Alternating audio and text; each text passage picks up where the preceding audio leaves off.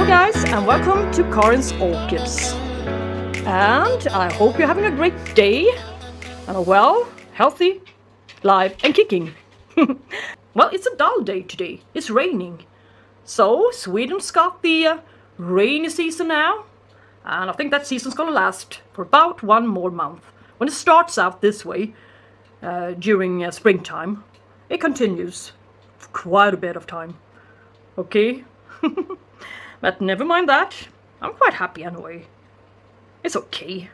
Lying on the beach is out of the question this summer, I guess, anyway. So, let's just do something creative with your time instead. There's a lot of lovely stuff you can do, such as growing orchids and get them into bloom, perhaps. So, now, today I'm going to show you what's in bloom and a few spikes. Come along with me and check them out. This is a new acquisition for me, with lovely, lovely yellow and purple flowers. Look at the depth of the lip, the coloration on the lip. I think it's gorgeous, and it's from IKEA. Real cheap orchid from IKEA, mini Phalaenopsis. Exquisite flowers. I mean, yeah, that's the word, exquisite. Really. And do you want to know the best part of this orchid? Today I just noticed that they were scented. Lovely citrus scent.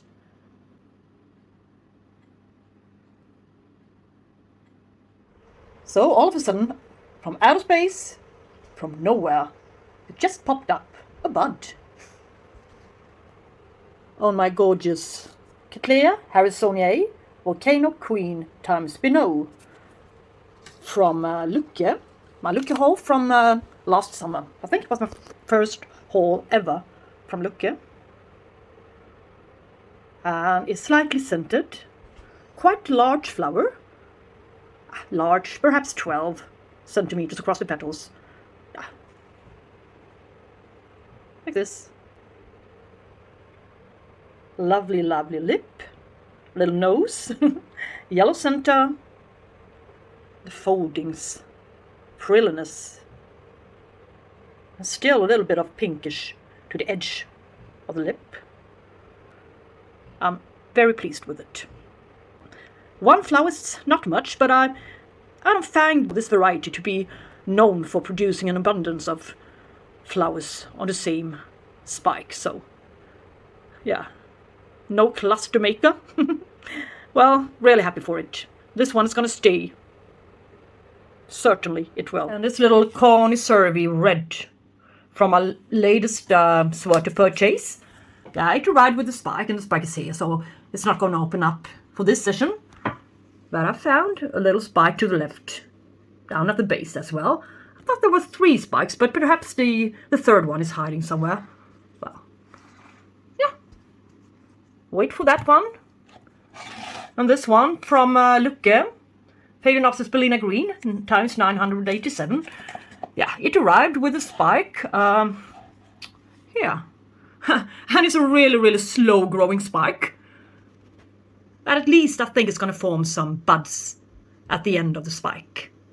It's not always that happens. It might as well just have been a overbloomed spike, so to speak. So it was hard to tell, but yeah, you can see. With this little special way of creating its buds, Bellina. Now the best part is that now I got 2 spikes. So it produced this spike since I got it. 2 spikes. That will hopefully bloom simultaneously. Lovely. Something to look forward to. And this Ionosidium popcorn, Haruri, from my Wichmann haul. Yeah, it still got a spike. It's growing, so in the next video. Well, at least it's still there. And the repotting didn't do any harm to it. And, yeah, I don't know if you want to see these 2 guys again, but I just want to tell you, they've been out for 30 days now. And not even trying to fade for me. Elsie magic treat, new trick. I said magic trick, new trick.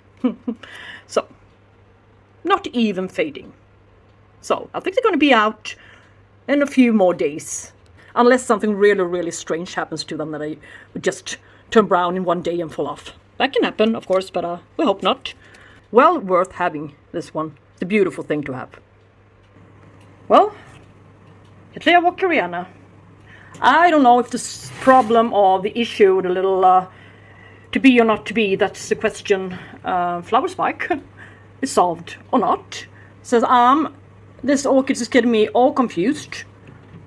And I thought it would, I would be less confused in a while, but now I'm even more confused. So, okay, this is the flower spike. Well, it's all stiff and got 2 bumps on it. That probably looks like this so-called flower spike underneath the sheath. All right, and it's producing roots. So where's the blooms? Yes, and this one, yeah, the little more reddish colored flower spike. No, I didn't really think this was a flower spike, but it is a new growth, and it's large. It's larger than the previous ones, so that's always something, as I say. But and to the side of this one, I can see an eye, I guess. So this is a really, really strange behavior. I guess there will be no blooms for a while. Yeah. Okay.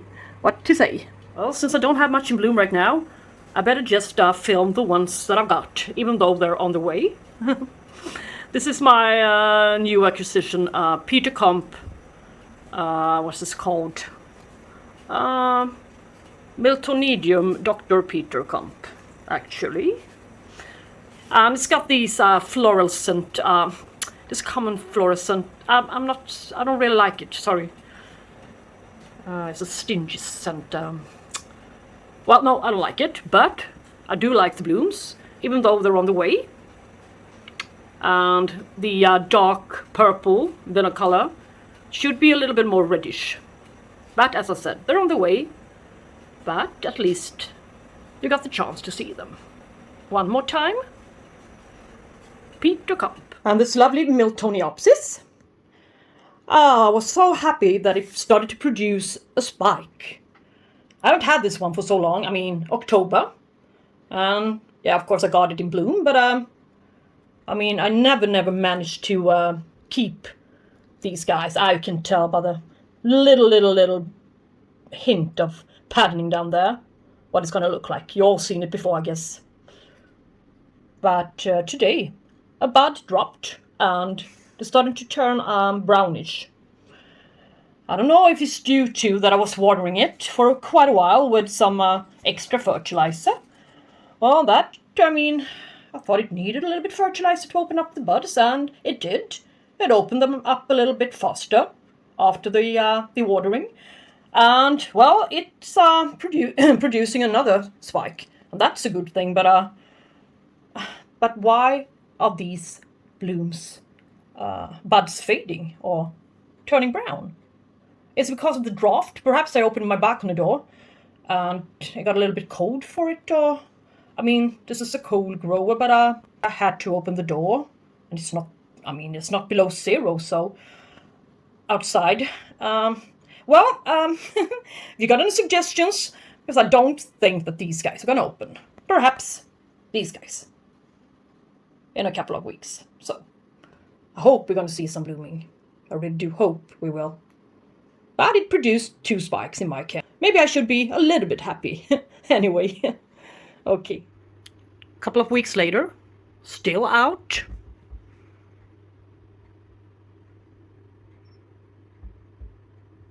So, yesterday my Cattleya mossii, a Cattleya species, opened up her buds. It's 1.5 weeks earlier than last year. But when I looked through my notes, she had the exact same behavior last year. I was a bit worried that she was only going to bloom from 1 cane this year, and that she was tired of blooming. But that's not going to happen, since she's got a bud in here, or a couple of buds in here, and she also got a few buds in there. And last year, Her first blooms were followed up by 3 other canes about 2 weeks later. So I was able to see all of her blooms at the same time, even though they weren't produced and opened up simultaneously. But she's got a beautiful scent, and the flowers are absolutely huge, I think. Well, not the hugest one there is, but look, shall we see? It's 16 centimeters across the petals. So now we can see the bloom nighttime with the flashlight on, and you can see the huge difference in color. This one is cerulean, purple now, but the center of the lip still remained pinkish. But I just wanted to show you the frilliness from the side. I just noticed, well, not just noticed, I mean, I just decided that I would like to film it.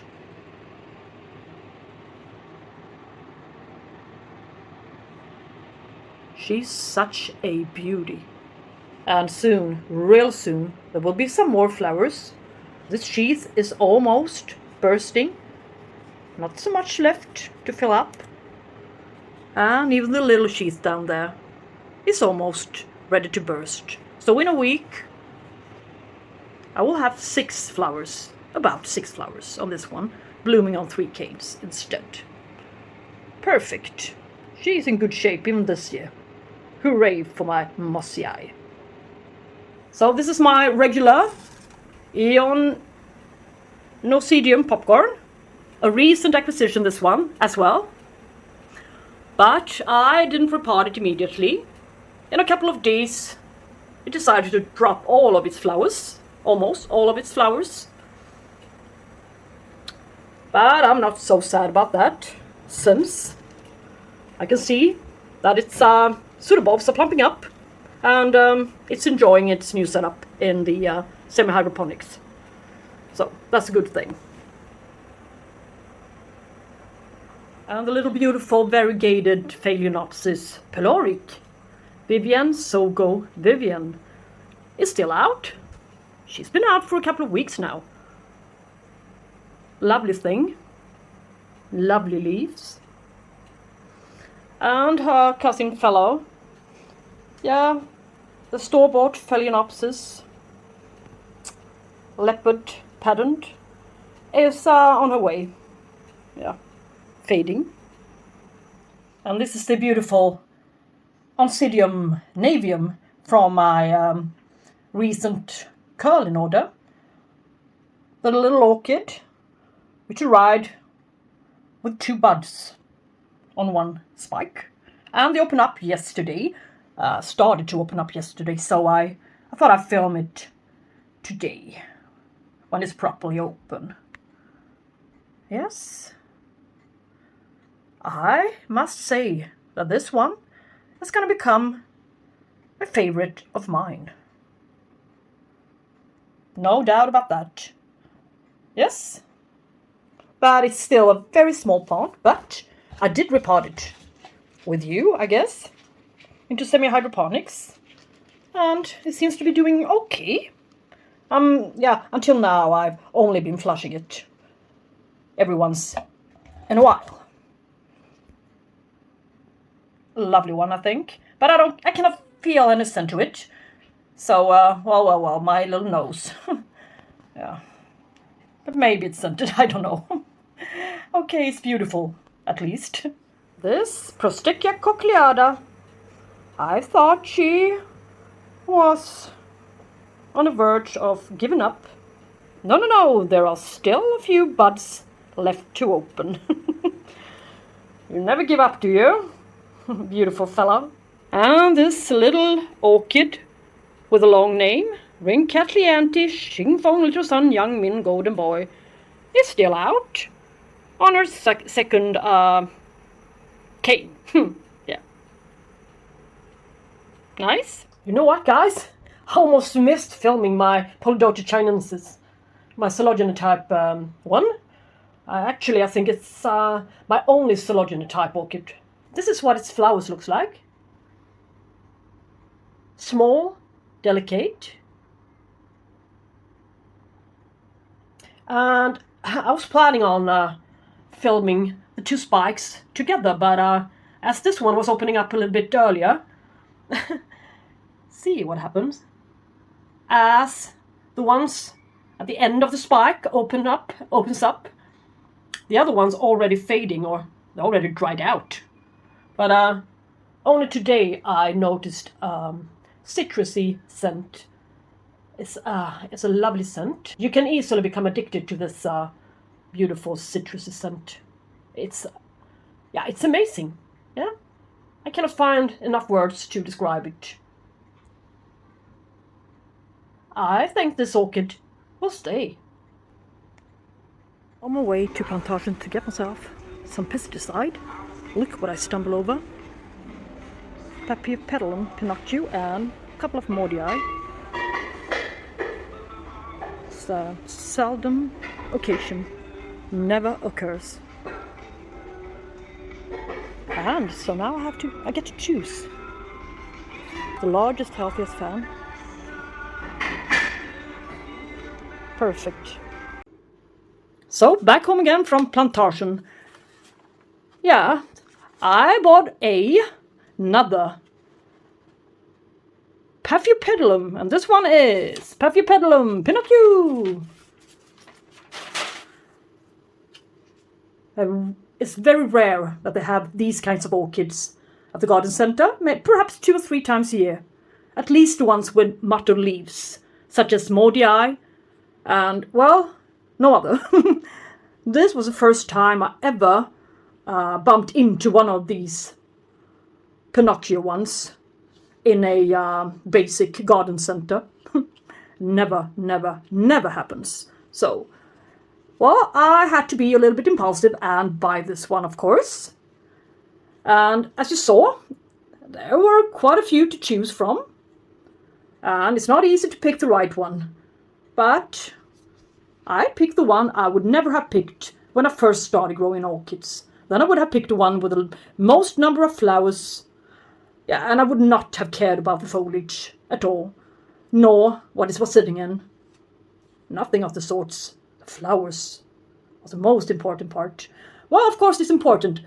This one just happened to have a bud yet not opened, and a couple of more to come here, since this one is a sequential bloomer, and as it drops this bud, the other one will just be ready for its turn. So, yeah, it's a nice grower, funny one to look at, and yeah, really, really lovely thing to have in your collection.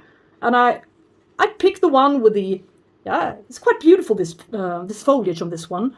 They come in different kinds and shapes and forms, these Pinocchios, obviously. I've never seen it with this little bit more shiny, light mottled leaves before. The ones I had in the past, yeah, I know, they had a little bit more darker green colored leaves and, well, not so much mottled, and they were drier. The leaves were much drier, as if they were lacking humidity, and perhaps they were. Perhaps the old ones didn't have any roots. I didn't even care to bother looking. But this one, it's got a lovely stiff, sturdy leaves, shiny, and a new fan coming out from the backside here, from behind. To me, it whispers about this one having quite good roots. But I surely will repot it before long anyway, since I don't know what's in the pot. But this one I'm real pleased with. Really, really pleased. So now you can see a few more spikes in this spike and bloom video. And hopefully in my next spike and bloom video, this one's going to be in bloom. Perfect. And my quite recent acquisition from Lucke, Dendrobium chrysotoxum, the little bit drier winter rest orchid. Well, maybe the previous owner gave it to him, since it's forming some kind of some nubbins or beginning of branching flower spikes. I'm not really sure how this orchid works, but it sure looks promising. and its previous growth. Let's see where it can be. Here. Doesn't have that. Well, no, not much. Cannot see any old flower spikes from this one. Oh, yes. Anything else? No. It's been something there, perhaps, or tried to be something. Well, this cane is the last cane, and it grew on nicely in my care. So, this far, I've been growing this correctly, at least. Well, perhaps we have something to look forward to. I hope so. Yellow. It looks like fried eggs. Yellow flowers. Lovely, lovely flowers. Well, I guess this is the end of the session for this time. And hope that next month or during the summer, it's going to be a bit more in bloom. Okay, so, well, if you end up liking this video, please press the thumbs up. Share, comment and subscribe. I'm glad that you popped into my channel, and until I see you next time, have a lovely day. Bye bye guys.